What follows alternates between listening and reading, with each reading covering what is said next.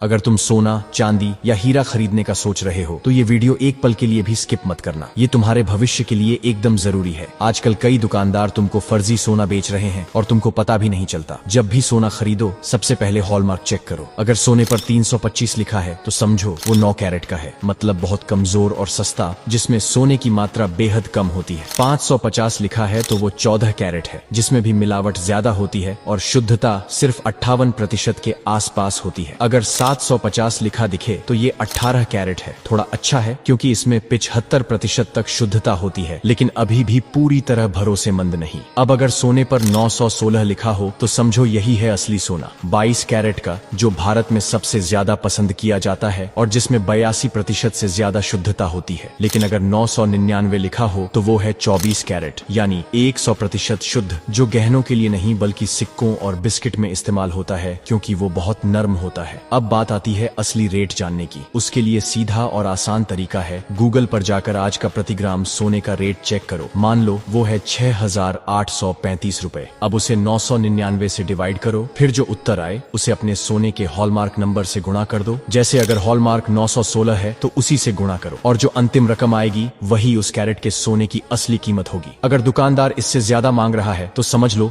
वो मुनाफा नहीं बल्कि लूट रहा है। यही तरीका हर बार अपनाओ जब भी सोना खरीदो, चाहे लोकल दुकान हो या बड़ी ब्रांडेड शोरूम, क्योंकि ब्रांड के नाम पर भी अब लूट हो रही है। और यही फॉर्मूला चांदी और हीरे के लिए भी लागू होता है। चांदी पर 950 लिखा हो तो वो 95% शुद्ध होती है और वही खरीदनी चाहिए। हीरे में सिर्फ कैरेट नहीं बल्कि कट, कलर और क्लैरिटी भी जरूरी है। और अगर GIA या IGI सर्टिफिकेट नहीं है तो वो हीरा भरोसे के लायक नहीं। इसलिए अगली बार जब भी किसी ज्वेलरी शॉप में जाओ, सिर्फ डिजाइन और चमक पर मत जाओ, नंबर देखो, कैलकुलेशन खुद करो और दुकानदार से सवाल पूछो, क्योंकि जागरूक ग्राहक ही कभी लुटता नहीं। बाकी तो हर चमकती चीज सोना नहीं होती।